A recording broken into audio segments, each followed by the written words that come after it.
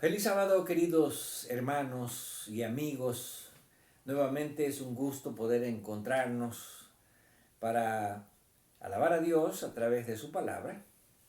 Hoy no tendremos canto, mi esposa Rosalba está haciendo la grabación, pero vamos a alabar a Dios a través de el Espíritu, uniéndonos en el pensamiento, en su palabra y participando de la comunión con cada uno de ustedes. Hoy tenemos un estudio interesante, que es la primera parte sobre la Biblia como historia. Cuando hablamos de historia, hablamos de algo relativo. ¿Por qué razón? Porque existen dos conceptos de historia. Uno es el concepto bíblico de la historia y otro es el concepto secular de la historia. Cuando hablamos del concepto bíblico de la historia, nos referimos a que, de acuerdo a la Escritura, el mundo fue creado 4000 años antes de Cristo. Y estamos viviendo aproximadamente 6000 años después de la creación.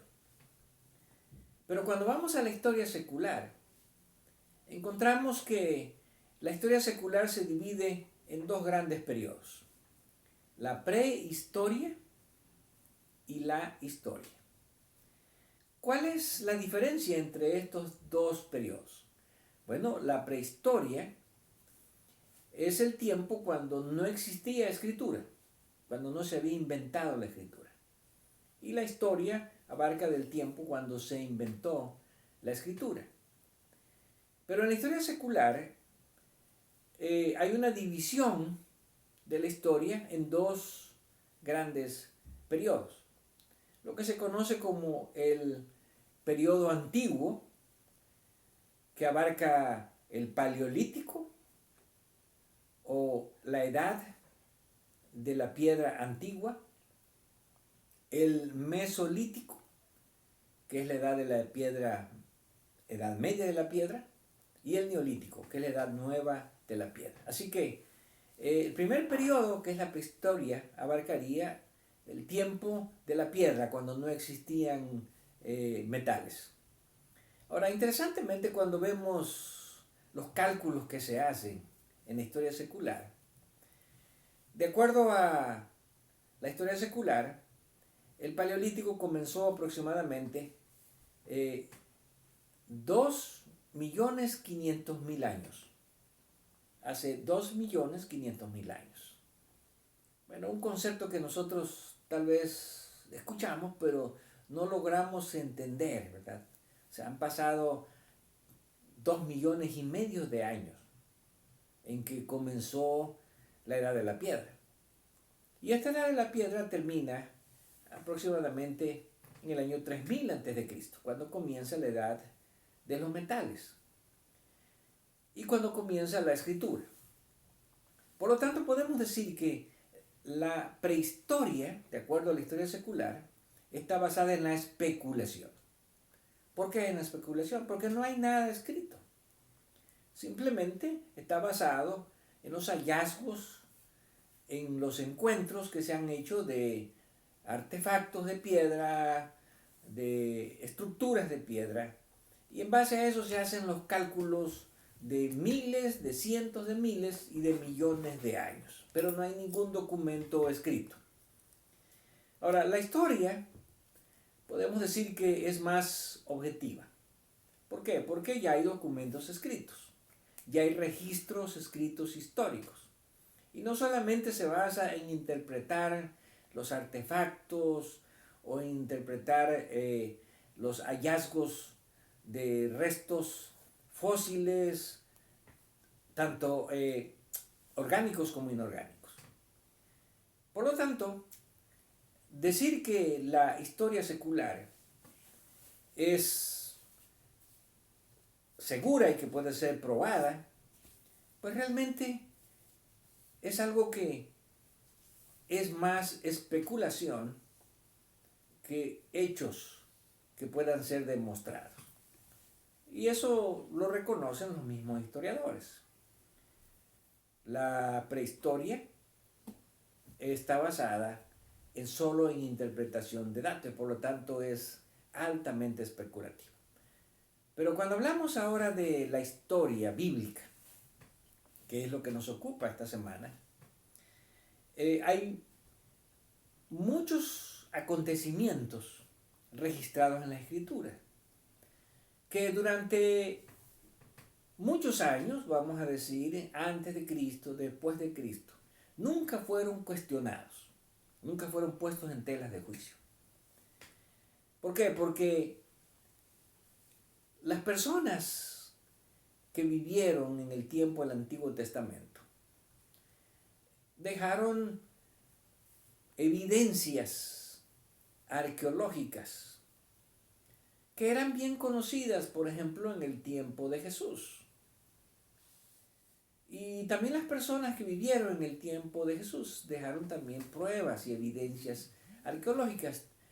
Y no solamente evidencias arqueológicas, también escritos, donde se puede probar que la historia bíblica no es realmente especulación, sino que la historia bíblica es realmente lo que se pretende a través de la escritura. Por ejemplo, nosotros tenemos el hecho de que aunque la historia trata de ser demostrable a través de hallazgos como documentos antiguos o monumentos antiguos o construcciones antiguas. Sin embargo, la historia siempre sigue siendo un asunto de fe. ¿Por qué? Porque no se puede probar cada evento bíblico por medio de la arqueología. En otras palabras, nadie puede probar arqueológicamente que existió Adán o dónde quedó el sepulcro de Adán. Nadie puede demostrar arqueológicamente dónde está el sepulcro de Noé. Entonces, muchas personas han usado estos argumentos para cuestionar y poner en tela de juicio y poner dudas sobre la historia bíblica. Por eso cuando nosotros leemos la historia bíblica, tenemos que tener en cuenta que además de las evidencias que existen en la arqueología, en los documentos antiguos, acerca de los eventos, de los personajes, de los acontecimientos bíblicos, tenemos que ejercer también la fe. Y Pablo, que es uno de los grandes expositores del Nuevo Testamento, él presenta el hecho de que, aunque la historia del Antiguo Testamento era bien conocida en el tiempo de Jesús, en el tiempo de Pablo, aunque la historia del Antiguo Testamento no era cuestionada en el tiempo de Jesús. ¿Por qué? Porque no encontramos en ninguna parte del Nuevo Testamento de que los judíos pusieran en tela de juicio la historia de los patriarcas, de los profetas, de los reyes de Israel, o que los cristianos pusieran en tela de juicio la historia bíblica. Pablo nos dice que aún esto también es una cuestión de fe. Por eso dice en Hebreos capítulo 11, versículo 6, pero sin fe es imposible agradar a Dios, porque es necesario que el que se acerca a Dios crea que le hay. En otras palabras, crea que Dios existe y que es galardonador, que Dios recompensa a los que le buscan. Ahora, en Hebreos 11 Pablo hace un repaso de la historia. Y aquí en Hebreos 11 Pablo habla de los personajes, no solamente postdiluvianos, sino de los grandes personajes antes del diluvio. En otras palabras, aquellos que vivieron alrededor de 2300 o cerca de 2400 años antes de Cristo. Y Pablo comienza presentando la historia como una historia que se basa primeramente en la fe. Y por eso cada vez que él menciona a un personaje histórico, él menciona la palabra fe. ¿Sí? Él no dice registros, porque ni en el tiempo de Jesús exigían registros de los prediluvianos, ni registros de los primeros patriarcas. Por eso Pablo cuando repasa la historia, él habla de hay que tener fe, tenemos que ejercer fe. Y comienza diciendo en el versículo 7, por la fe Noé, cuando fue advertido por Dios acerca de las cosas que aún no se veían, con temor preparó el arca en que su casa se salvase. Y por esa fe condenó al mundo y fue hecho heredero de la justicia que viene por la fe. Ahora, ¿por qué Pablo menciona la fe? Bueno, porque Noé tuvo fe. Fe en lo que Dios le estaba diciendo, fe en que iba a haber un diluvio. Pero aún en el tiempo de Pablo, los cristianos, aún los judíos, tenían que tener fe en la historia bíblica, creer en la historia bíblica de que realmente Noé existió, que Noé preparó el arca. Ahora, existen evidencias científicas del diluvio. Bueno, nosotros sabemos que la geología, que estudia las capas que forman la corteza terrestre, presenta muchas evidencias acerca del diluvio. Los estratos geológicos presentan muchas evidencias acerca del diluvio. Así que, finalmente, aunque el diluvio es aceptado por fe, no es una fe basada solamente en algo que no tiene ningún fundamento, sino que es una fe que también puede ser fundamentada en la ciencia, en la historia, en la arqueología, en los documentos antiguos.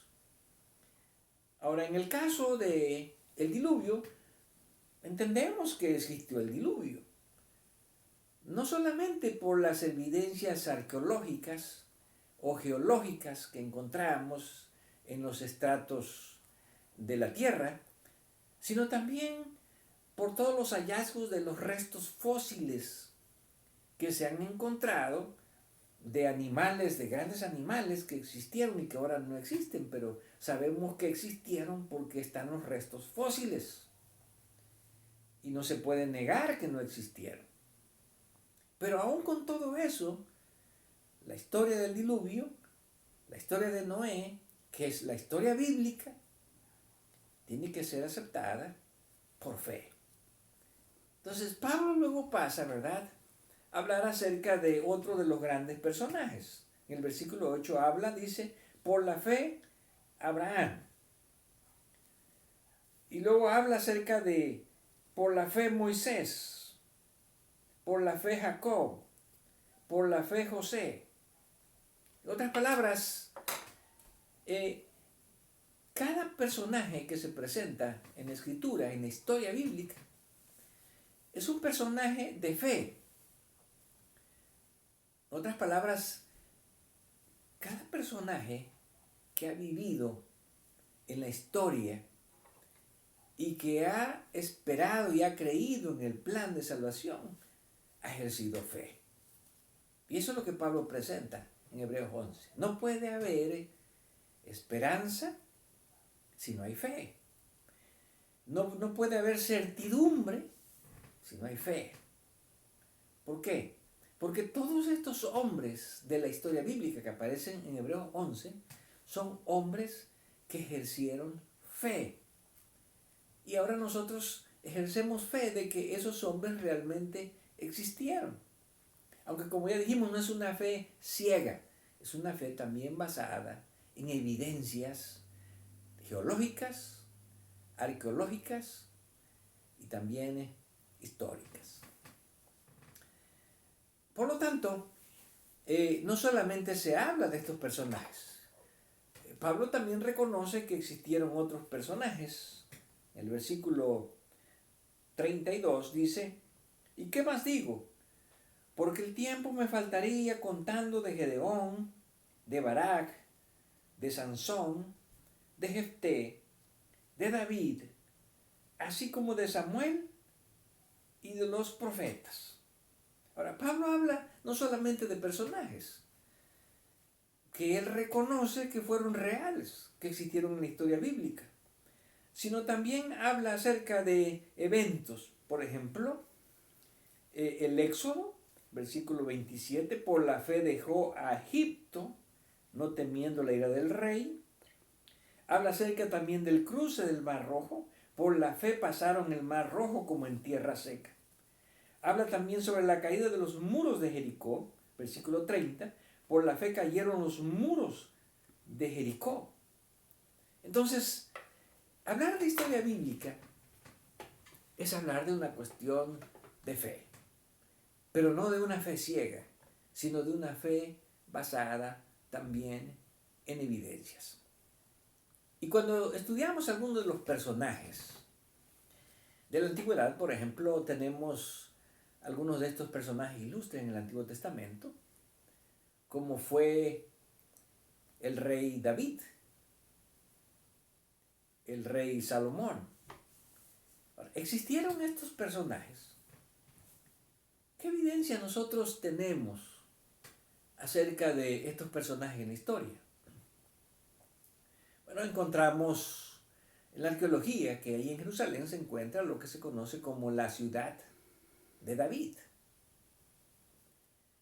También encontramos en la historia bíblica que el primer templo que se construyó fue el templo de Salomón. Ahora, aunque ya no existe tal vez el palacio de David, ya no existe el palacio de Salomón, ya no existe el templo de Salomón, que fue destruido en el año 586 a.C., seis siglos antes de Jesús.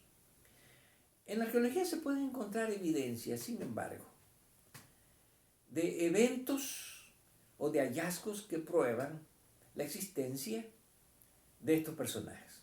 Por ejemplo, una de las ciudades más importantes en la arqueología es la ciudad de Megiddo. Y en la ciudad de Megiddo se descubrieron muchos artefactos, construcciones interesantes. Entre ellas se descubrieron lo que algunos arqueólogos consideran ser los establos del rey Salomón, donde el rey Salomón tenía las caballerizas del rey Salomón, donde se cuidaban los caballos del rey Salomón. Ahora, algunos consideran que esto es una de las evidencias más importantes de la existencia del rey Salomón en la arqueología. Sin embargo, encontramos también que cuando algunos presentan evidencias, otros presentan dudas. Hay arqueólogos que no creen que realmente esos fueron los establos, las caballerizas del rey Salomón. En otras palabras, todo lo que se presenta como evidencia también puede ser cuestionable. ¿Por qué? Porque, como decimos, a las evidencias hay que agregarle también la fe.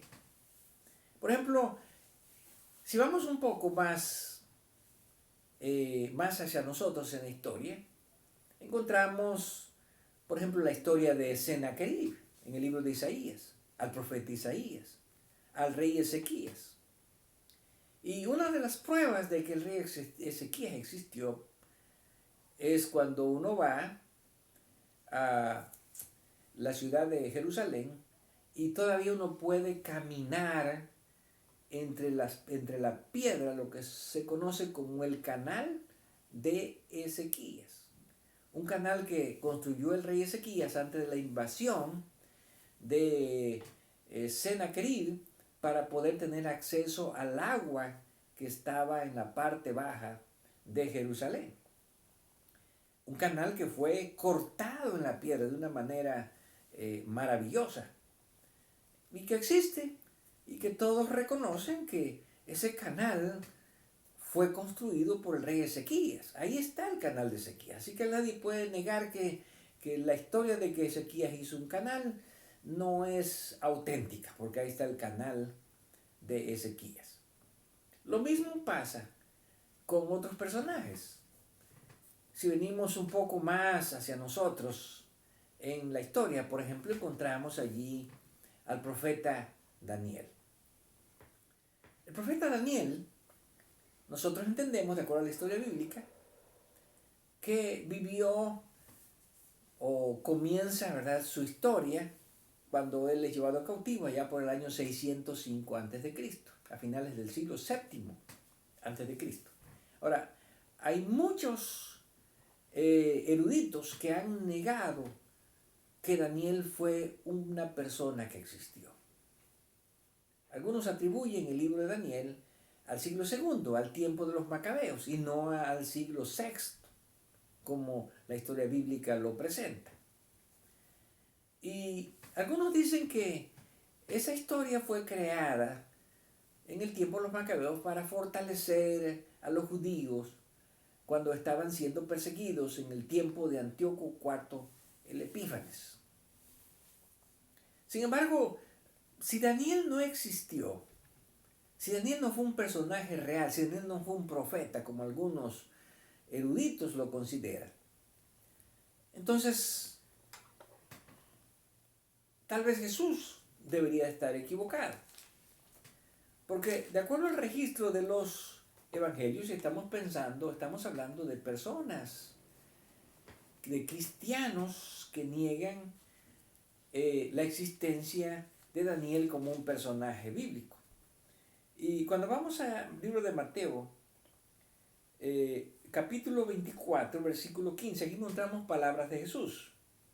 Jesús dice: por tanto, cuando veáis en el lugar santo la abominación desoladora de que habló el profeta Daniel, el que lee, entienda. A veces uno se pregunta, ¿cómo es posible que haya cristianos que puedan negar la existencia del profeta Daniel? Cuando en el Evangelio de Mateo, capítulo 24, 15, Jesús se refiere a Daniel y lo llama profeta. En otras palabras, Jesús reconoció que Daniel fue un profeta, que Daniel existió.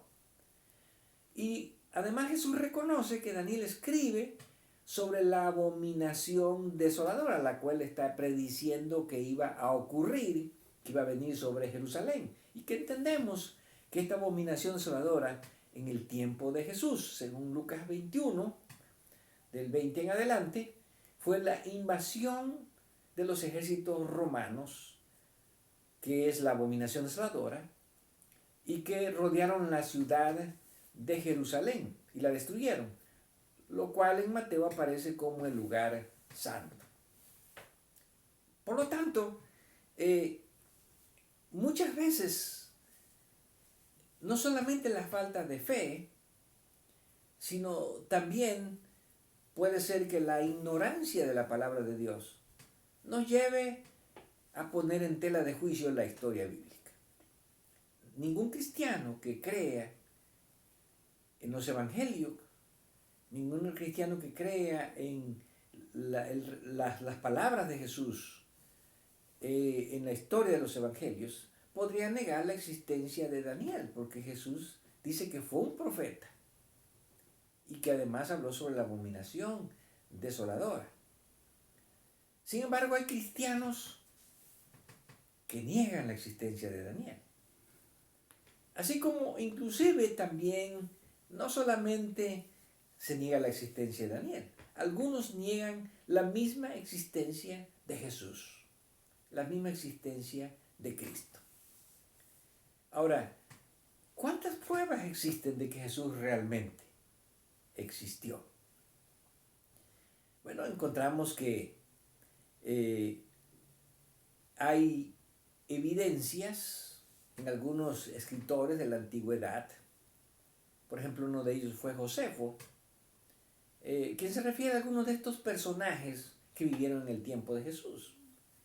Ahora, los escritores, especialmente del siglo, a finales del siglo I y del siglo II después de Cristo, dan evidencia de que la historia de Jesús fue real, que Jesús realmente fue un personaje histórico, que era reconocido así.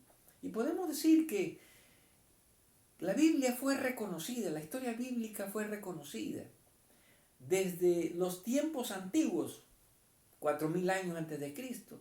La Biblia, la historia bíblica fue reconocida también en el tiempo de Jesús, tanto por los judíos como también encontramos que muchos paganos, algunos de ellos oficiales romanos, creyeron en la historia de la Biblia. Y podemos decir que aún después de Jesús, por cerca de 1500 años, casi 1600 años, era incuestionable la historia bíblica. Habían habido algunos, como siempre ha existido, incrédulos, como dice Pedro, siempre ha habido gente incrédula. Sin embargo, con el nacimiento del racionalismo, que tuvo sus comienzos allá por el siglo XVII, aunque ya existía, pero tuvo sus comienzos como ahora como una ciencia, ahora como una nueva corriente, no solamente académica, sino también teológica. Se empieza a cuestionar la escritura. Y juntamente con el racionalismo nace también el evolucionismo, que pone en tela de juicio también la historia bíblica. Ahora, ¿por qué el racionalismo viene a crear duda, a poner duda o incertidumbre sobre la historia bíblica?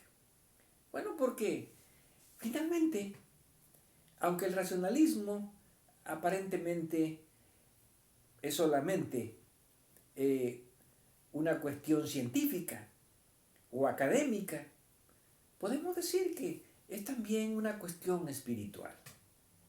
¿Por qué? Porque tanto el evolucionismo como el racionalismo han tratado de erradicar al Dios histórico de las Escrituras. Y al erradicar al Dios histórico de las Escrituras, bueno, también se erradica la vida espiritual, también se erradican los principios morales de la Escritura. Porque entonces las cosas no son como aparecen en la Escritura. Y encontramos que en el racionalismo hay dos tipos de racionalistas. Aquellos que niegan totalmente la Escritura, aquellos que solamente aceptan partes de la Escritura y que hacen una especie de lo que ellos llaman la demitologización, quitarle los mitos, los que esos no son eventos históricos, son mitos y quitarle la Escritura. Pero de cualquier manera, ya sea de una forma o de otra, el racionalismo está atentando contra la veracidad de la Escritura, de lo que se ha creído por más de 5500 años.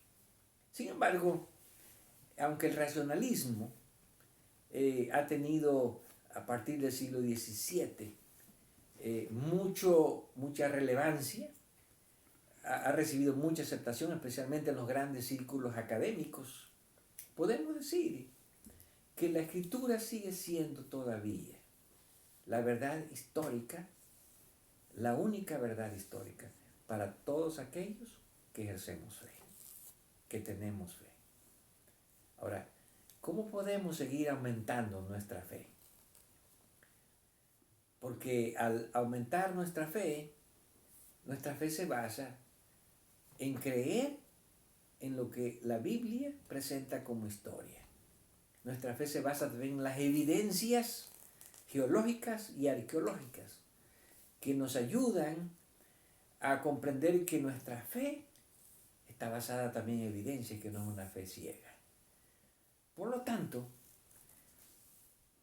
como cristianos, creemos en la historia bíblica, pero no solamente la basamos en las evidencias científicas o de la ciencia, de la arqueología, de la geología, sino que la basamos principalmente en la fe que tenemos, así como tuvieron fe los hombres del Antiguo Testamento, como tuvieron fe los hombres del Nuevo Testamento, en creer que todas estas cosas fueron tal y como son presentadas en la palabra de Dios. Que Dios nos ayude para seguir creyendo en Dios. Recordemos las palabras de 2 Crónicas 20:20. Creed en Jehová vuestro Dios y estaréis seguros. Creed en sus profetas y seréis prosperados.